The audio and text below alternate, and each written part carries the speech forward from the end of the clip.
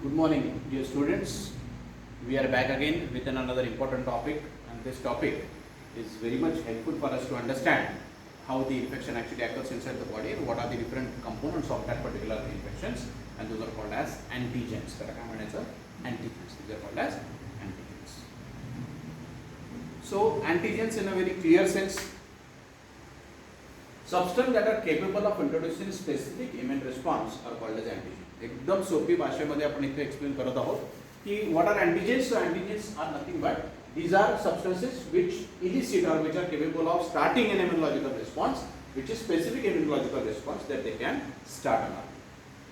They can be recognized by the surface antibodies B cells and by the T cell receptors which associated with MHC molecule. They can bind specifically with the antibody or T cell receptors. Correct? So what are these antigens? These are antigens which has specific receptors on top of them, and these receptors will be helpful for us or for the human body cells to recognize them. So basically ते कोण recognize करतं?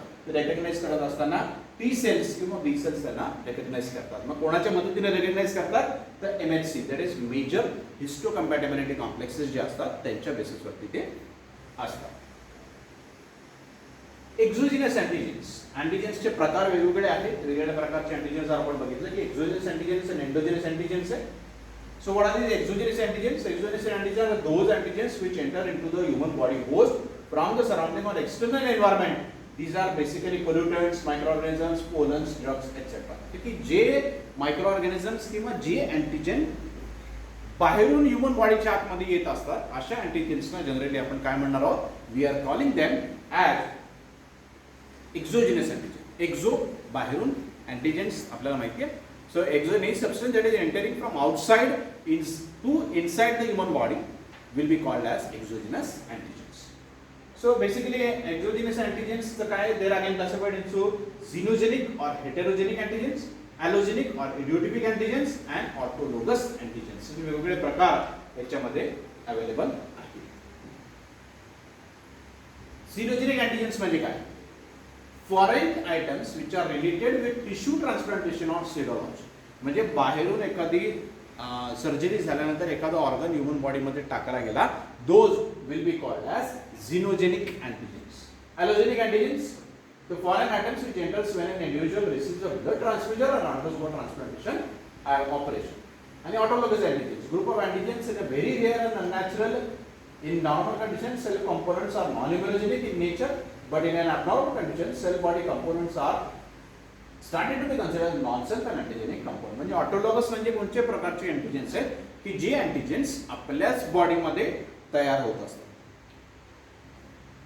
आता इम्युनोजेनिसिटी versus अँटीजेनिसिटी, आता थोडासा याच्यामध्ये definition मध्ये फरक आहे. तेवढा फरक आपण एकदा नीट लक्षात घेऊन घ्या. Immunogenicity, ability to induce an humoral or cell mediated immunological response. Cell mediated किंवा ह्युमरल इम्युन रिस्पॉन्स म्हणजेच काय? अँटीबॉडी मेडिएटेड इम्युन रिस्पॉन्स, जो कॉल्ड ह्युमरल इम्युन रिस्पॉन्स. आणि सेल मेडिएटेड इम्युन रिस्पॉन्स मध्ये टी सेल्स आहेत, अजून वेगवेगळे different types of cells are very much present which can activate this immunological. Antigenicity, ability to combine specifically with the final product of the humoral or cell mediated immunological response. म्हणजे immunogenicity म्हणजे काय होणार आहे? Ability to induce a humoral cell immune response start करण्याचं काम फक्त कोण करू शकतो? इम्युनोजेन करू शकतो किंवा त्याच पर्टिक्युलर प्रोसेसला आपण इम्युनोजेनिसिटी म्हणतो. पण अँटीजेनिक म्हणजे जेनिसिटी म्हणजे काय की तो इम्युनॉलॉजिकल रिस्पॉन्स डेव्हलप झाल्यानंतर हा अँटीजेन स्वतःहून त्याला बाइंड होतो, then it will be called as antigenicity. So all molecules possessing the properties of immunogenicity also possess the property of antigenicity. Some molecules that possess the property of antigenicity but lack immunogenicity is known as haptens. महत्त्वाचा point आहे. Haptens म्हणजे काय? आपल्याला exam मध्ये पण येतो. Haptens are those molecules which have an ability to produce the immunological response but they produce antigenicity but they cannot directly produce the immunological response. So factors that influence immunogenicity, कोणकोणते factors आहेत? Contribution of immunogen, foreignness बाहेरचा असला पाहिजे, molecular size जास्त मोठी असली पाहिजे, chemical composition, physical form, डिग्रेडेबिलिटी.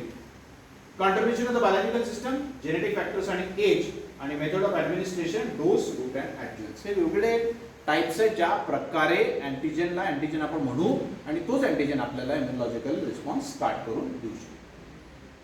Foreignness. The immune system normally discriminates between self and non-self such that only foreign molecules are immunogenic. When an antigen is introduced into the organism, the degree of immunogenicity depends on degree of foreignness.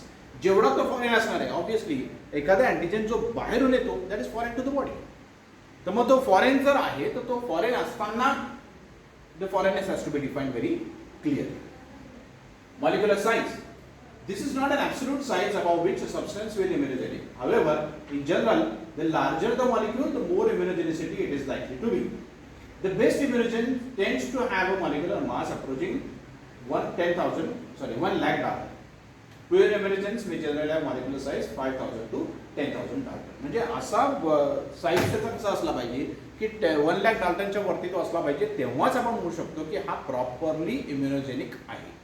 नसता तो immunogenic म्हणून आपण त्याला consider करणार नाही. पण अशी अँटीजेन्स असतात की जे लोअर मॉलिक्युलर वेटचे 5,000 to 10,000 डाल्टनचे पण आहे, अशा वेळेस त्यांना कन्सिडर करता येणार नाही. अँटीजेन्स आणि त्याचं मॉलिक्युलर वेट आपल्याला दिलेलं आहे. ग्लोबिलिन बघा किती आहे, अजिनोटेन्सिन म्हणून आहे, ग्लुकोज मॉलिक्युल्स आहे, हे सगळे लहान आहेत तर this cannot be called as antigens. Chemical composition. In general, the more complex the substance is chemically, the more immunogenicity it will be.